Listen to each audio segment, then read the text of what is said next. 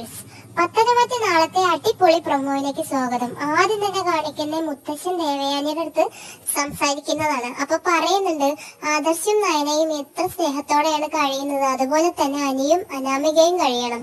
അതിനു വേണ്ടിയിട്ട് നീ അനിയുടെ അടുത്തൊന്ന് സംസാരിക്കണം എന്ന് പറയുന്നുണ്ട്. അപ്പൊ അതിനുശേഷം അനിയുടെ അടുത്ത് സംസാരിക്കാൻ വേണ്ടി പോകുന്ന ദേവയാനിയാണ് കാണിക്കുന്നത്. അപ്പൊ ദേവയാനി ചെന്ന് സംസാരിക്കുമ്പോ അനി പറയുന്നുണ്ട്, ഒരിക്കലും അംഗീകരിക്കാൻ പറ്റില്ല എനിക്ക് അനാമികയെ. കാരണം അവൾ നിങ്ങളുടെ മുഖത്തൊക്കെ നോക്കി ചിരിച്ച് പുറകിലൂടെ പണിഞ്ഞുകൊണ്ടിരിക്കുകയാണ്. അവൾ മറ്റുള്ളവരുടെ ഇടയിൽ കിടന്നിട്ട് വഴക്കും വയ്യാവേലിയെല്ലാം ഉണ്ടാക്കി അവൾ മാറി നിന്ന് ചിരിക്കുന്നതാണ്. അവളെപ്പോലുള്ള ഒരു ക്യാരക്ടർ ഇങ്ങോട്ട് ഈ ഒരു കുടുംബത്തിലേക്ക് വരാൻ പാടില്ലായിരുന്നു. എങ്ങനെയൊക്കെ അവളുടെ സ്വയം തന്ത്രം കൊണ്ട് അവൾ കയറി വന്നതാണെന്നൊക്കെ പറയുമ്പോൾ ദേവയാനിക്ക് ഒന്നും പറയാൻ പറ്റാത്തൊരവസ്ഥയാണ്.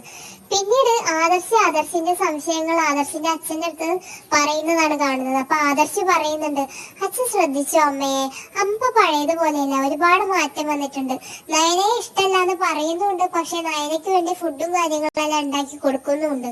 നമുക്ക് ഒരാൾക്കല്ല എങ്കിൽ അവർക്ക് എങ്ങനെയാണ് ഫുഡെല്ലാം നമുക്ക് വിളമ്പി കൊടുക്കാൻ പറ്റുന്നത് എന്ന് പറഞ്ഞിട്ട് പോകുന്നതാണ്. പിന്നീട് കാണിക്കുന്നത് അനാമികയും നയനയാണ്. അപ്പൊ നയന അനാമികയുടെ അടുത്ത് പറയുന്നുണ്ട്, ആദ്യം അമ്മ തന്ന നെക്ലേസ് കാണാതായി, പിന്നീട് അമ്മയുടെ പാലിൽ വിഷം കലർത്തി. ഇതൊക്കെ ഒന്ന് കാര്യമായിട്ട് അന്വേഷിച്ചാൽ പ്രതി വീട്ടിൽ തന്നെ ഉണ്ടാകും എന്ന് പറയുമ്പോൾ അനാമിക ഒന്ന് പേടിച്ച് നിൽക്കുന്നതാണ് ഇന്നത്തെ പ്രൊമോ കാണിച്ചേക്കുന്നത്. വരും എപ്പിസോഡിനായി നമുക്ക് കാത്തിരിക്കാം. അതുവരേക്കും ബൈ.